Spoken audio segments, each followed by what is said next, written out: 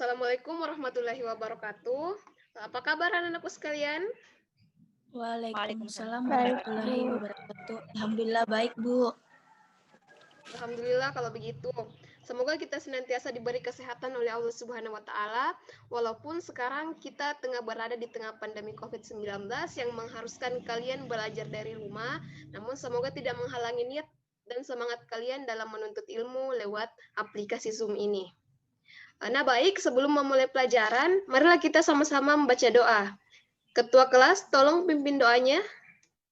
Sebelum memulai pembelajaran, marilah kita berdoa bersama-sama menurut kepercayaan masing-masing. Berdoa dimulai. Berdoa selesai. Ibu absen dulu ya, Nak. Dengarkan namanya. Fitria Nurul Cahyani Rajab. Hadir, Bu. Fitriani Mahmud.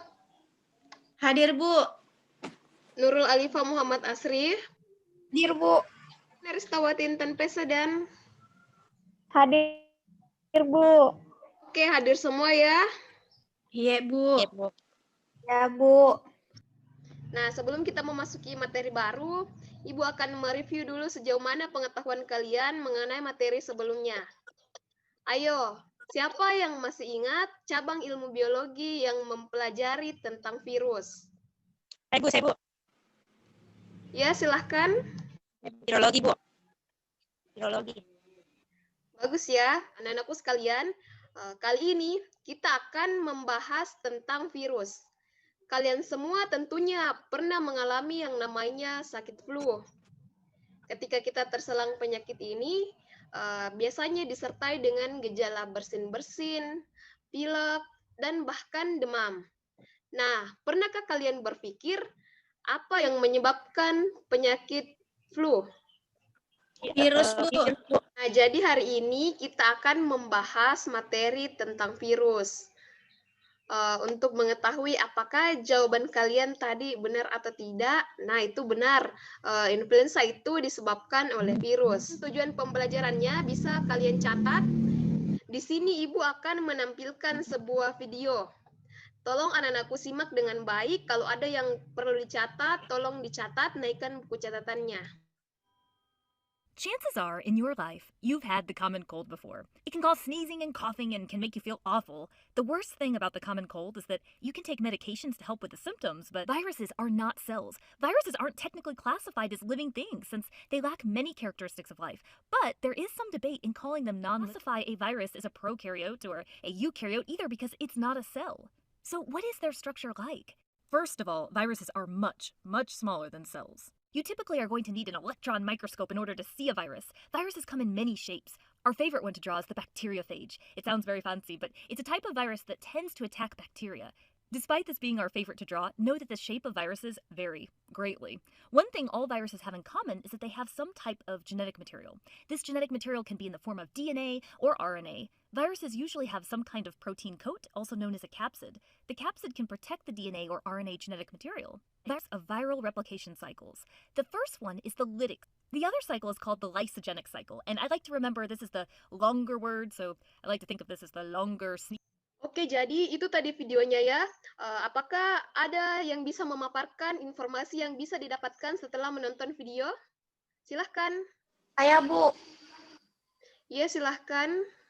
Jadi dari video di atas dapat kita lihat bahwa penyakit seperti demam dan flu itu disebabkan karena adanya infeksi dalam tubuh kita yang disebabkan oleh virus. Virus ini merupakan organisme yang tidak kasat mata. Ukurannya kecil dan dapat menyebabkan penyakit pada makhluk hidup. Itu saja, Bu. Oke, sudah benar ya. Nah, dari paparan temannya tadi, apakah ada pendapat lain atau ada yang ingin menambahkan pendapat dari Alifa? Saya, Bu. Iya, silakan Fitriani. Dari video tadi, virus memiliki ukuran yang lebih kecil daripada sel dan reproduksi dengan daur litik maupun daur lisogenik. Iya, paparan kalian tadi benar semua tentang virus. Jadi, virus itu adalah organisme tak kasat mata yang memiliki ukuran yang sangat kecil. Ukuran virus itu berkisar dari 30 sampai dengan 300 milimikron. Sehingga untuk melihat virus, kita tidak bisa melihat dengan mata secara langsung, tetapi membutuhkan alat yang disebut dengan mikroskop. Nah, daur virus ini juga terdiri dari dua, yaitu daur litik dan daur lisogenik. Nah, anak-anakku sekalian, di grup WA tolong dicek. Di situ Ibu sudah mengirimkan LKPD untuk dikerjakan secara berkelompok setelah melakukan diskusi. Ibu beri waktu selama 25 menit. Nah, pembagian kelompoknya juga sudah tertera dalam grup WA. Dalam mengerjakannya, kalian bisa mencari jawabannya pada buku paket kalian dan bisa mencari referensi dari Om Google atau mencari video-video di YouTube.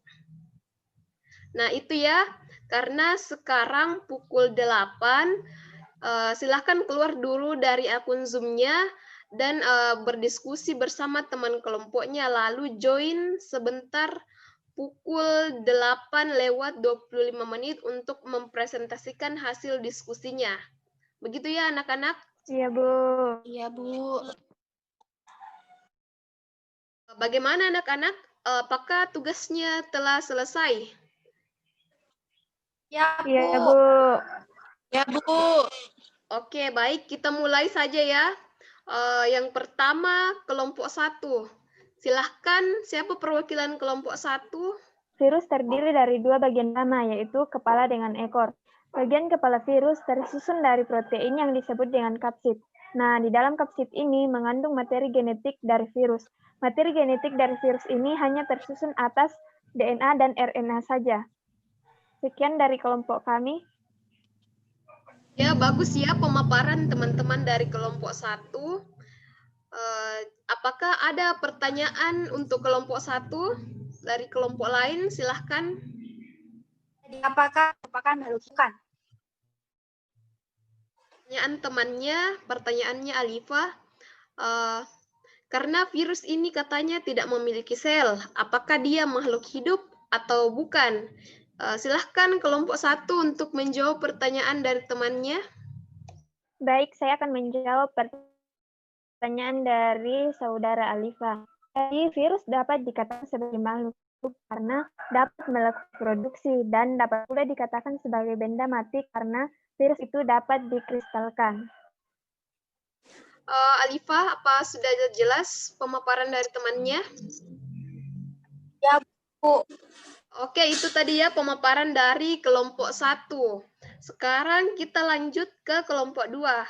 Silahkan perwakilan kelompok 2 untuk memaparkan hasil diskusinya. Baik, terima kasih, Bu. Assalamualaikum warahmatullahi wabarakatuh. Saya Fitriani Mahmud dan rekan saya Nurul Alifia sebagai perwakilan kelompok 3 akan memaparkan hasil diskusi kelompok kami mengenai virus dan penyakit yang disebabkan oleh virus. Jadi, virus ini berproduksi dengan cara membelah diri. Mereka tidak melakukan reproduksi secara aseksual karena bukan makhluk hidup. Daur hidup virus terdiri atas dua, yaitu daur litik dan daur lisogenik. Daur lisogenik lebih lama dan lebih panjang dibandingkan dengan daur litik. Adapun tahap-tahap dari daur litik yaitu yang pertama adsorpsi, penetrasi sel inang, eklifase, pembentukan, dan yang terakhir itu adalah litik. Adapun tahap dari lisogenik yaitu adsorpsi, penetrasi sel inang, penggabungan, pembelahan, sintesis, praikatan, dan litik. Selanjutnya akan dilanjutkan oleh teman saya. Baik, saya akan melanjutkan penjelasan dari teman kelompok saya. Virus ini bersifat patogen atau merugikan. Dia itu dapat menyebabkan penyakit, baik itu pada hewan, tumbuhan, maupun pada manusia. Nah, kami akan menjelaskan beberapa penyakit yang disebabkan oleh virus. Yang pertama itu penyakit flu. Penyakit flu ini merupakan penyakit yang paling umum dari penyakit yang paling umum dan semua orang pasti pernah terserang yang namanya flu. Penyakit ini disebabkan oleh virus influenza atau rhinovirus. Yang kedua itu penyakit cacar air. Nah, penyakit cacar air ini disebabkan oleh virus varicella zoster yang gejalanya ditandai dengan munculnya ruam dan gatal pada bagian tubuh. Kemudian yang ketiga, penyakit hepatitis. hepatitis ini disebabkan oleh virus hepatitis. Virus hepatitis ini beragam, yaitu hepatitis A, B, C, D, dan E. Dia itu menyerang organ hati. Kemudian ada penyakit HIV atau AIDS, merupakan penyakit akibat human immunodefisiency, virus yang menyerang sistem kekebalan tubuh, sehingga penderita ini memiliki daya tahan tubuh yang sangat lemah dan sangat gampang terserang oleh penyakit. Kemudian yang terakhir itu ada penyakit rabies. Rabies ini merupakan penyakit yang ditimbulkan oleh virus rabies yang menular dan masuk dalam tubuh melalui gigitan hewan seperti anjing, kelelawar, dan kera. Tanpa penanganan dapat menyebabkan kematian. Mungkin itu saja yang dapat saya sampaikan. Assalamualaikum warahmatullahi wabarakatuh. Nah, itu tadi pemaparan temannya dari kelompok 2. Dari kelompok lain ada yang ingin bertanya? Tidak ada, Bu. Oke, kalau begitu. Nah, tadi kalian telah melakukan diskusi. Jadi, virus ini seperti yang kalian katakan tadi merupakan mikroorganisme yang tak kasat mata. Ukurannya 30 sampai dengan 300 milimikron. Virus dapat dikatakan sebagai benda mati atau benda tak hidup karena dia dapat dikristalkan. Dan virus juga dapat dikatakan sebagai makhluk hidup karena virus ini dapat melakukan replikasi atau mengadakan penggandaan diri, tapi memerlukan sel inang, yaitu organisme seperti bakteri, manusia, atau hewan. Nah, kemudian daur atau replikasi virus itu terdiri dari 2 jenis, yaitu daur litik dan daur lisogenik. Daur lisogenik ini memiliki siklus yang lebih panjang dari daur litik seperti yang teman kalian paparkan tadi.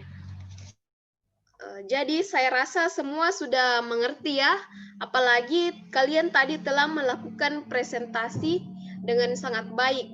Anak-anakku sekalian, saya beri PR tidak apa-apa ya? Iya, Bu. Iya, Bu. Oke, jadi minggu depan itu merupakan kelanjutan materi dari penyakit yang disebabkan oleh virus. PR-nya itu cari masing-masing satu virus. Kalian cari karakteristik virus itu bagaimana. Terus cara penularannya seperti apa. Gejala-gejala orang yang terserang bagaimana. Dan bagaimana cara untuk menanggulanginya. Kalian bisa buat di kertas karton dan kreasikan semenarik mungkin. Minggu depan bawa semua tugasnya ya. Minggu depan itu kita juga akan melakukan kampanye kepada 5 orang. Nah, ketika kalian bertanya, 5 orang ini siapa, Bu? Nah, 5 orang ini bisa orang tua kalian, bisa guru-guru kalian di sekolah, bisa teman-teman tetangga kelas kalian, atau kalian juga bisa tuh melakukan kampanye ke jurusan IPS. Nah, mungkin itu saja. Kalau begitu, saya rasa cukup ya materi kita untuk hari ini. Semoga materi yang telah kita pelajari dapat diserap dengan baik dan bermanfaat bagi kita. Sekian dari saya. Assalamualaikum warahmatullahi wabarakatuh. Waalaikumsalam warahmatullahi wabarakatuh. Warahmatullahi wabarakatuh.